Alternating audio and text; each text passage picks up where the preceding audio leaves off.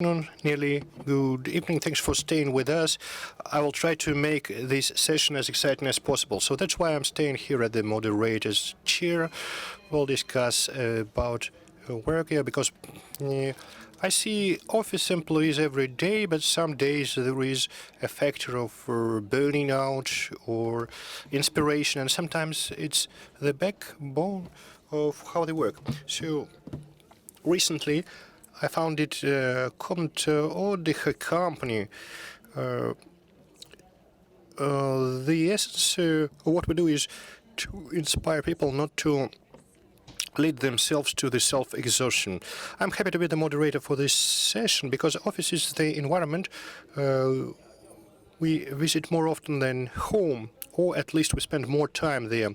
Thank you. So I would like to introduce to you our today's speakers. So let's begin from the other end of the room. Michelle Roshkind, Senior Vice President of Architecture, the WE company. If you heard about the work, which is about to arrive to Russia, it's very exciting. The next speaker is Alexei Marmot, professor at Bartlett University College of London, so a person who is in consulting and research, and of course he will influence what is going on to happen on the market of offices. And of course we have a representative from Moscow, Denis Bondar, founder of Today Lab company, which specializes in consulting of office real estate.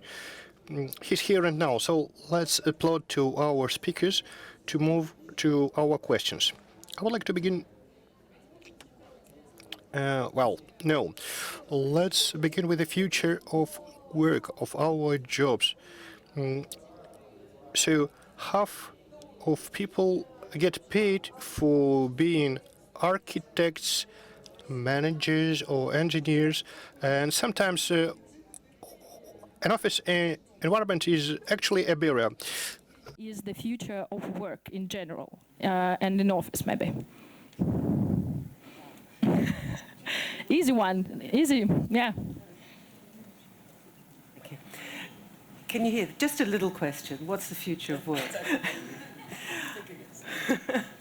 So if we talk about office work, I've been looking at office work for quite a long time. I've written books about it, and I've been engaged in the past with lots of different companies who were trying to radically change the way they worked. The basis on which that advice was given was to really try and do it as evidence-based consultative design. Nobody knows the future of work better than people in a company, so they have to say what they imagine the future to be. On the other hand, when I now look at the future of work, it's changing more and more rapidly, largely because of the technical tools. The idea that workspace is everywhere is a relatively recent phenomenon. And what's really important, I think, in office work is that a higher and higher proportion of the labor force in every country are actually office workers. With every passing year, more and more people are office workers, even though they might not have an office. So it's a really quite difficult term, but by office work, one normally means people who work with their minds rather than their bodies, people whose brain is very important in the process of work, people who work usually sitting down rather than standing up or being mobile, and who can increasingly do that in many different locations. So for the future of workplace, home is a workplace, coffee shops are workplaces, bars, etc. Every form of transportation is a workplace.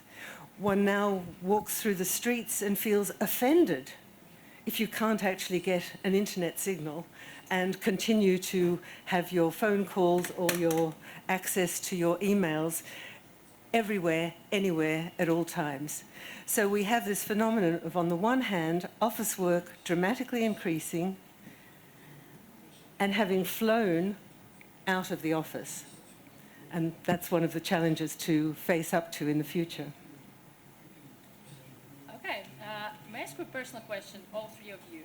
What's your workspace usually, your personal workspace? Do you work in office? Where do you work? Okay, so I have 3 bases that are still things with desks.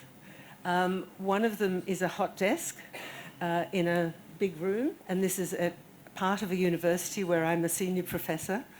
And I have no privacy, and I have no files, and I have no immediate storage, but I have access to all the resources of the university, all the resources of the library, all the resources of my colleagues, and to meeting spaces. I have a similar place in another part of the university several miles away, but most of my work is done at home in various locations, but one in particular where I do spend more time. Hello. I think you just said it. You work everywhere. Everywhere. I mean, I see all my friends and they're working on a plane, on the street. They're having a phone call that's about work. They go to the office and they work in the office. They go back home and they work in their home. So it's very, I think that the line is blurred, no? I think one of the most incredible things about, or why I really wanted to join WeWork as a company is because, first of all, they noticed that, we spend more time, obviously, where we work rather than with our family, so work becomes your family. So they were questioning, like, why should it feel like work if we're spending so much time with all these people? So even there's the slogans that a place where you make a life and not just a living, it's starting to change and resonates with many people that think that way, that say, well, I'm a freelancer, but I really want to feel that I belong to a certain community. I don't want to have a 9-to-5 desk, but I want to have places where I can really understand how I need to work. So I don't think that anybody today works in one single place. I think it's very rare that you have an assigned seat in a designated kind of area, no? So, but you personally, where do you usually work? Like most of the time, for example? I travel a lot. Okay. And most of the time, my best work, I can tell you, must be on planes, where I have a long time and I don't have, I'm even upset that now you have internet on planes, because I liked that you didn't have internet on planes, because it's like, okay, I can sit down, I can write, I can review something, I can sketch something, and I have like this kind of silence time. Of course, when you land and you have signal, then everything is over, no? I know people who make several books during the airplanes, so that's how they become writers, actually. Okay, Denise, how about you? Where do you work? Да, на английском, конечно, на русском. Все очень просто. So it's very easy. The most productive time for me are first hours of the day at home, and I will not repeat regarding bus or plane as our colleagues told us. Well, nowadays you work everywhere, but place you work mainly is home. That's this topic with the boundaries. So basically, we just said that there is no line between private life, let's say, that we used to say about private life and work. So if it's not, how it affects us, how it affects the effectiveness of work, maybe what kind of solutions is to make this line still maybe in our minds with the space. So what's your idea about that? Can you talk about that? Well, first of all, for a lot of people, they still do office work in one location all the time, with the same tools every day, with access to papers, with access to a desk, with access to fixed phones, they still exist, and so on. Actually, that's probably the mass of office workers are in that category still across the world. At earlier session, I was presenting some of the data that in the most office-based countries, from analysis that I've done, about 65% of the working population you could call office workers, albeit working from different locations. The issue of what do you do if you're in the category of office worker who perhaps doesn't have an office, who moves all the time, and is potentially never feeling really settled, potentially always open to interruptions, potentially being their own interrupter because of these wonderful tools. I can see people in the audience using them as we speak. Some of you are perhaps using it for matters to do with this conference. I'm sure some of you don't have to put up your hand, but some of you are probably using it for other purposes. And that's fine, because we all have lives beyond work. But this idea of the constant distraction is something that we do know affects the brain, that it interrupts the flow. A lot of people talk about their best work happening when you're in the flow. And to get to that state of being in the flow requires time, dedication, concentration, perhaps quiet, certainly control over extraneous knowledge that you really don't want to know about. It's probably done best by yourself, not in an open plan office, not in a coffee shop. And that's where the crucial ideas sometimes come from. But that's not the only way. Our brain works in many complicated ways. And sometimes we actually do our best thinking work when we're not even trying to think about it at all. You go for a walk at the end of the day on your way home, and suddenly all sorts of things snap into your consciousness that you know you had to think about, but you weren't consciously thinking about them, but your subconscious was, and then they're there. So we are just beginning to learn, neuroscientists are just beginning to learn a little bit about these brain functions that might be really important in office work. We don't yet know how to apply that knowledge. We can see little examples, but we can't yet give clear guidance to architects, to company directors, to then make the perfect environment in which great work happens. It's still at an early stage of knowledge in understanding those very complex relationships. Thank you so much. And from this point of view, Misha, can you tell us more about, because you build the environment, first of all. You build like the thing that everybody wants to copy during these days, because it's very hard to copy the environment, but it's also very hard to make it probably. So could you tell us more how you do that and what's the main point? Exactly, thanks. First of all, to clarify a little bit, I just joined the company to do the face of the architecture of the company. I was not involved in the inside. Yeah, absolutely. I'm just talking exactly about the space, because we just come to the idea that we work everywhere, so the space is important at least. But I'm super excited because coming in as an architect and trying to put a face to a company, with everything that's happening on the inside, it's funny that people think that we're a co-working company, and we're much, much, much more than that, no? We're a company that first set up a platform to listen to how people were reacting in different places.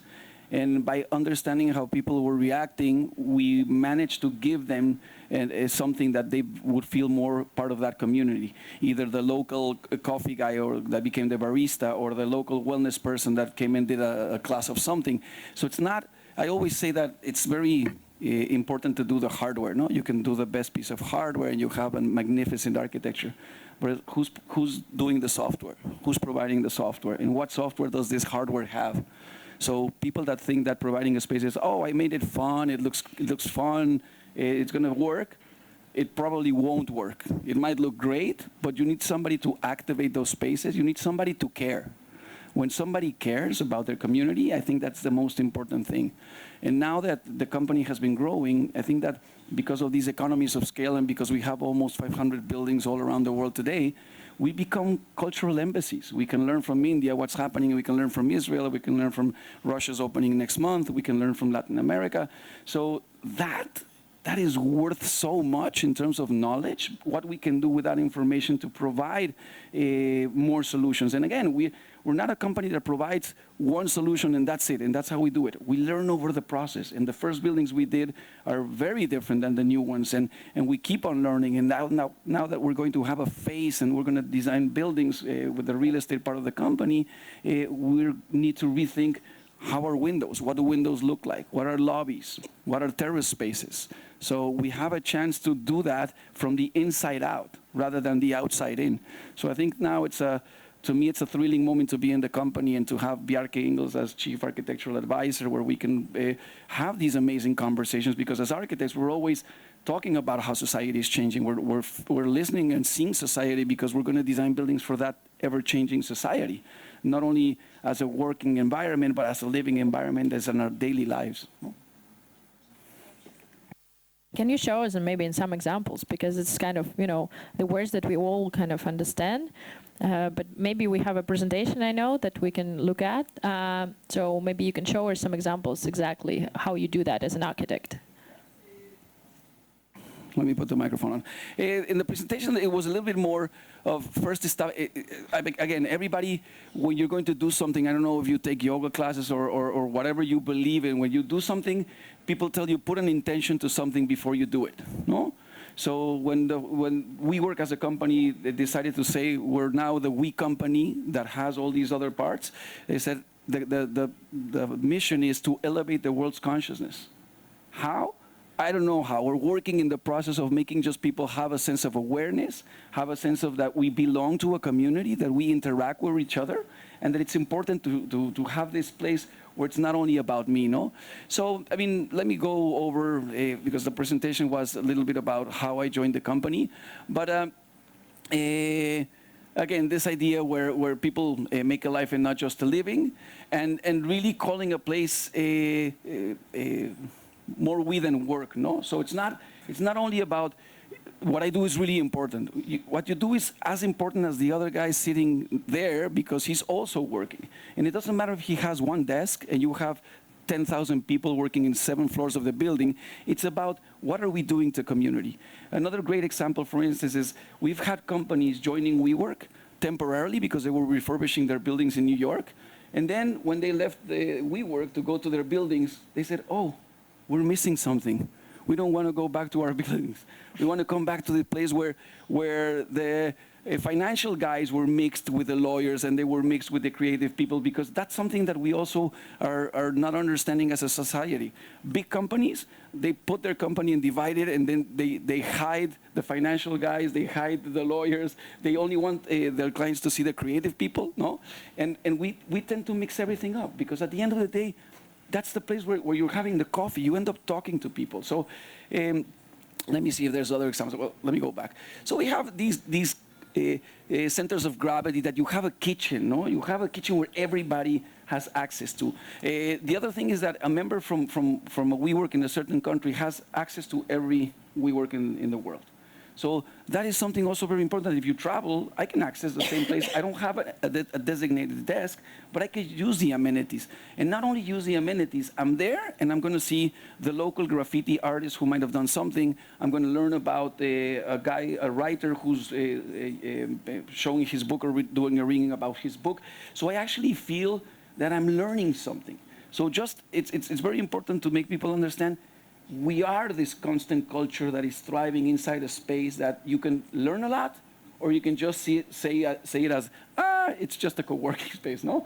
Let me see if I have some of the other images. Again, it's something that it's ever-changing, so even a person, an entrepreneur or a kid that has one desk feels different, feels important, he's curious.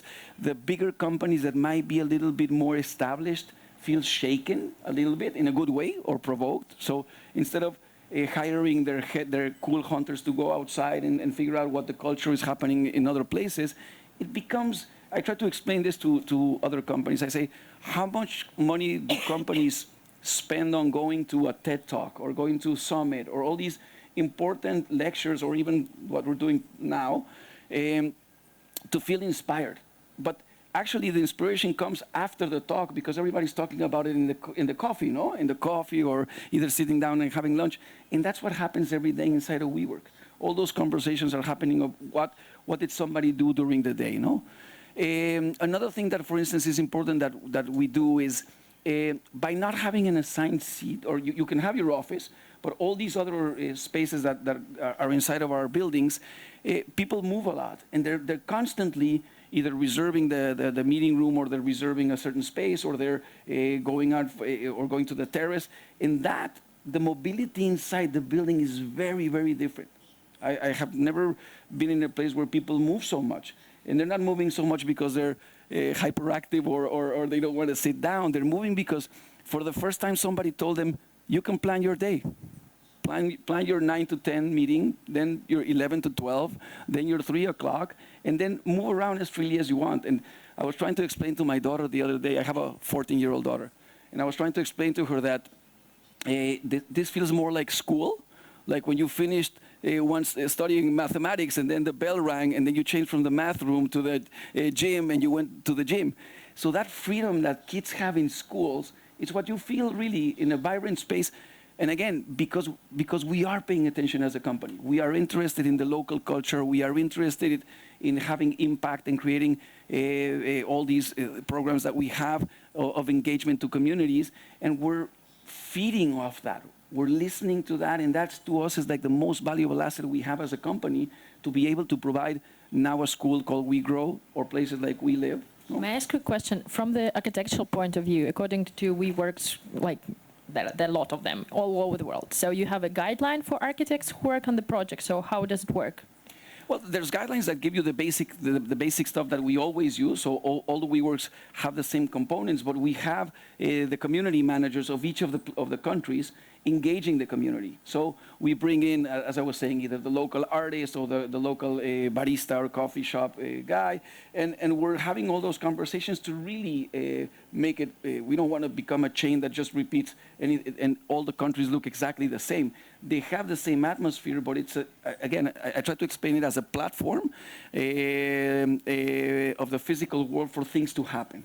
It's a platform where, because we're paying attention, we don't provide 100% solutions. We provide a space, and we see how that's reacting. And by the way it's reacting, either we put more office space or we put more open space and amenities for that to happen. I think we can still pay more attention to the culture, which is what I'm happy about, because now as an architect, I want to read as much of the local community as possible.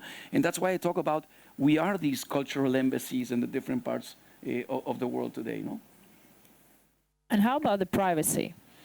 Because sometimes, like according to that, more office space, more private space, more open spaces, like sometimes it's very noisy, sometimes it's very stressful, as we talk just a few minutes before. So how about the privacy according to the architecture projects of such kind of spaces? Well, you provide all these possibilities. When I was saying you provide all these spaces to plan your day, you can have your private booth, a one isolated person booth. You can have a 4-people meeting room, you can have a 2-people meeting room. So we provide all these different solutions inside. And you can have, most people that have an assigned space, they normally work outside. They don't want to have an assigned space. So they might be, maybe, I don't know what's the proportion in statistics, but I know that they spend less time in their own personal desk because there's something about the vibrancy that they like. And of course, more people that are, it's funny because older generations, we want more isolation and we want more concentrated space. I think that the newer generations, because maybe they were brought up in this chaotic and overstimulated world, they can say, okay, I have 10 minutes to do the presentation. They get in a room, they sit down, and they do it in 10 minutes. And I'm surprised because it would take me maybe an hour or more.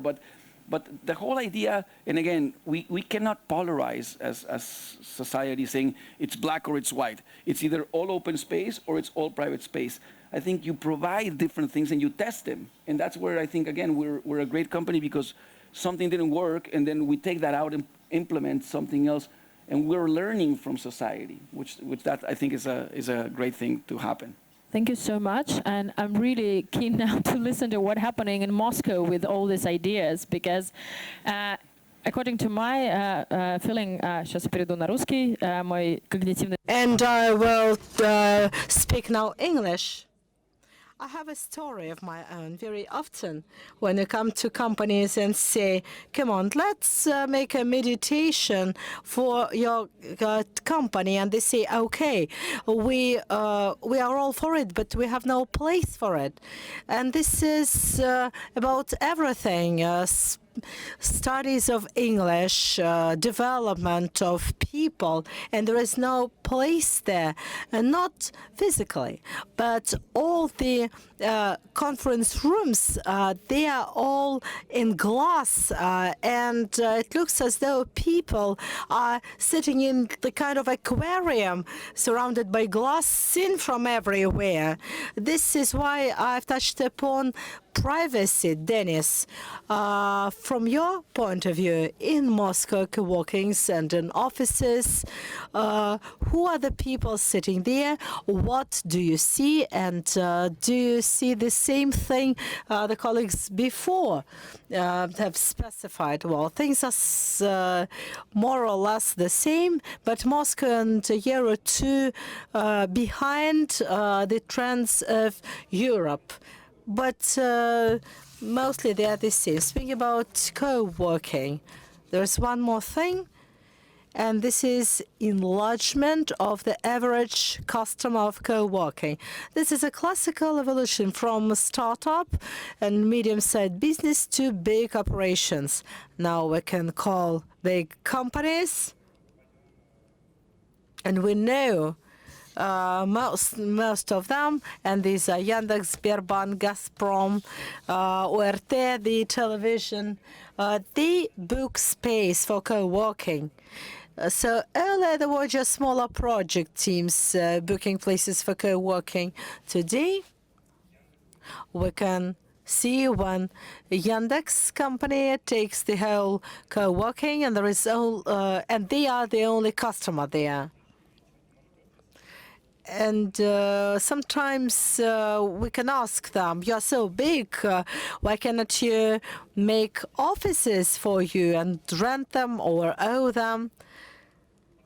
And here another issue arises. This is what's happening today, the outsourcing of everything concerning office, concerning support. This cannot and should not necessarily be co-working. This is booking furniture, subscription to offices or one company. It's a huge company, 140-year history. It is among top 20, I think I know what company you're speaking about. They say the super rich company with resources, but they don't have an opportunity or resource to deal with their office, not only office, everything else but their main product. I mean, they have an office, but they set it up once. There are two-story building in the city, and then fix it, and then a year or two after that, the company goes on, and the office is the same. And there is a gap between the office the company really requires and the office which really exists. And this becomes a headache, a problem for the tops. They spend a lot of resources for that, and they feel everything is bad. So, I mean, any big company or not so big company, they want to give the majority of issues for outsourcing, and this is which is highly in demand today. One more issue I would like to draw your attention to for co-working spaces, and this is personalization, personal approach.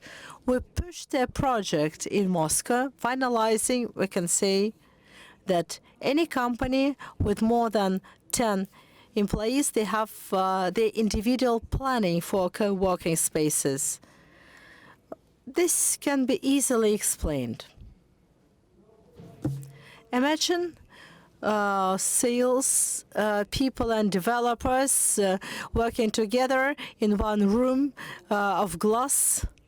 Well, I don't think the salespeople will be happy. They feel shy speaking on the telephone loudly. The developers, they feel they are fun and they don't like the sales. So this is an oxymoron. I want to be it here and now.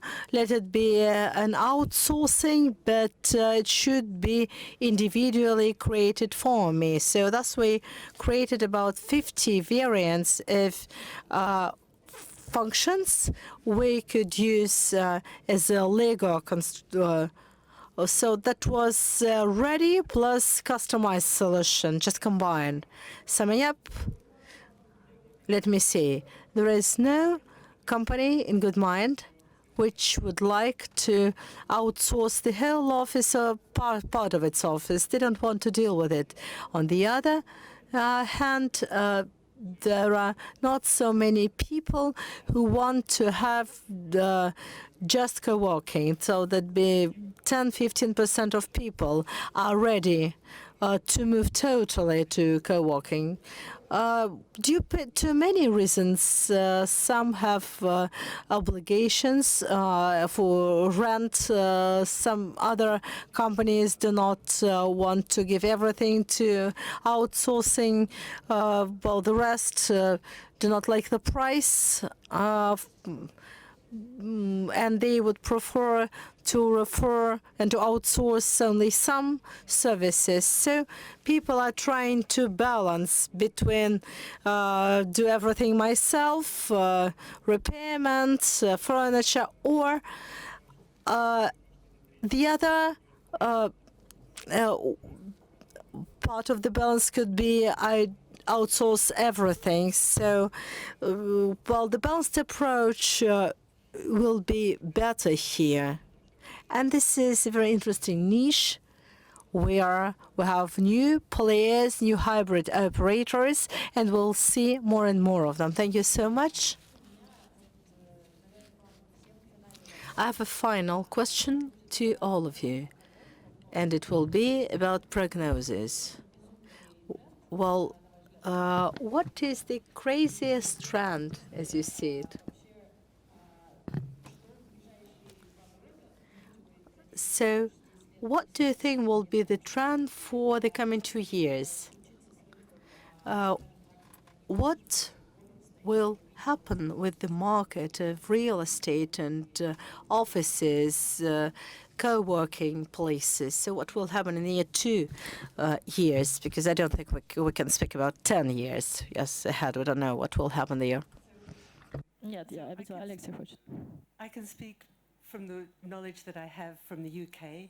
It might not be relevant to the situation in other countries. Either both my two co-speakers, I'm sure, can say more about that. I've written a report on co-working in the UK, which currently is responsible for something like 7% of new lets in the whole country. So it's big and growing. But what mainly is pushing it is the outsourcing phenomenon that we've just been hearing about on the one hand, and on the other, a legal system that is completely outdated, which is slow, which is tortuous, which requires a company to spend months negotiating a lease for property, then months and months fitting it out, then a long time getting the IT sorted, and so without any trouble you can lose a year.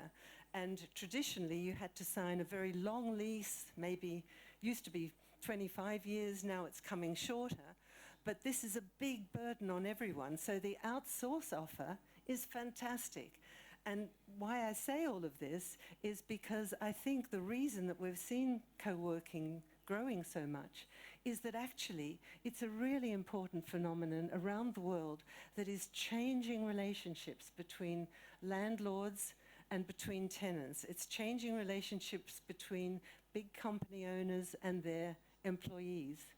Because basically the system we had before, which in the UK dates from the 14th century, of legal relationships between landowners and tenants, is not fit for purpose. So if I had to make one prediction for the next few years, I think we will see continual attacks on what has been a very comfortable power structure that has meant that some of the grossest unfairnesses in society have been between those who owned land or owned buildings and those who needed access to them. I think that's actually the biggest thing behind what we're talking about in the world of work, that co-working has changed. Not only do I totally agree, I mean, what we try to do, and again, talking about economies of scale, we want to let companies do what they do and not deal with if the internet is good, if the chair broke, if the lamp is on.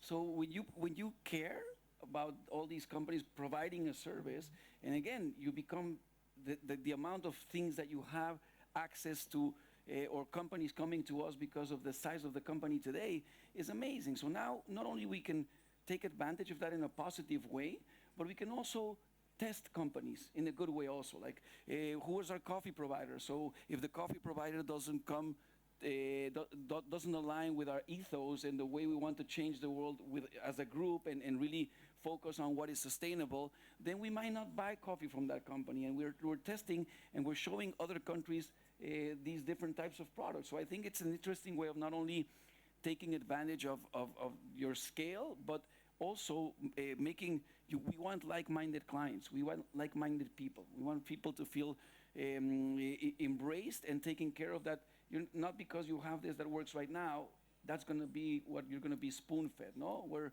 learning. We're a company that the first rule is we don't know enough. We want to gather people that know more than us so we can learn much more. No? Денис? На самом деле все Dennis, you're right, we work in offices in this system, which was created in the 19th century. The slide, please. Let me bring about an example. In recent 1.5 months, we've met about 30 companies.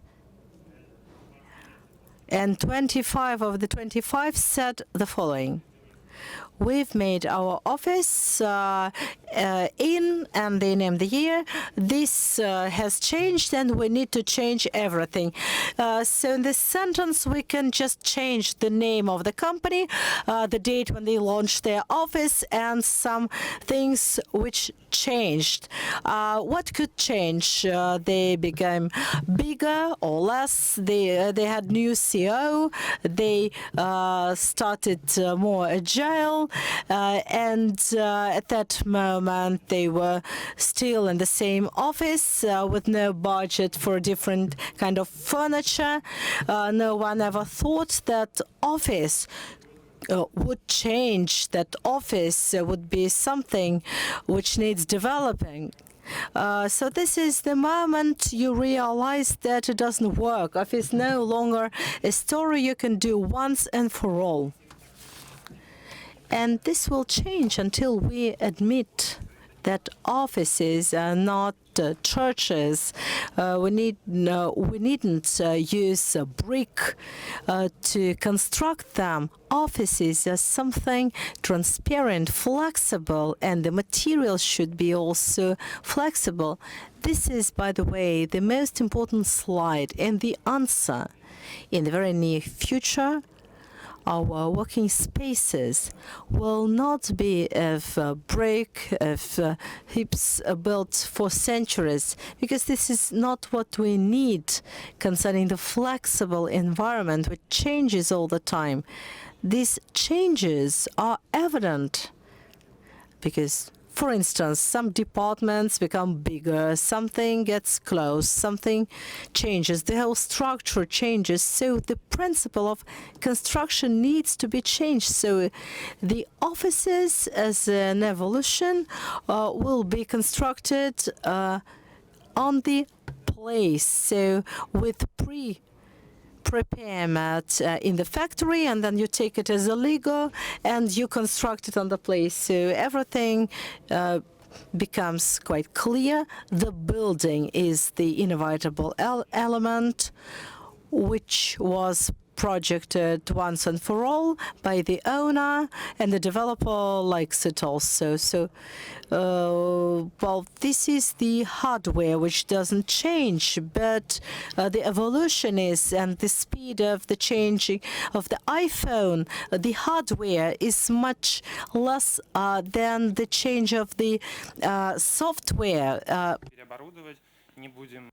We will no longer spend half a year to retrofit it just to paint the walls. It will be much faster in a much more flexible ways.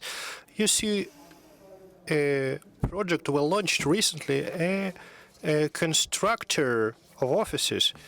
So in just a few days, you will be able to assemble an agile office for every scenario with different departments, from civil engineering, but it is made at a factory and then assembled on a site. Yeah, so we moved from a temple to a constructor. It all began very peacefully, without that much focus on politics, but the conclusion is you must hire professionals that will solve all your problems. So I also heard how a construction company also offers meals for people, and as we all work together, and we work 80% of our time in Moscow, thanks very much. It was a bit of a psychotherapy, and it was very exciting as well. Thank you.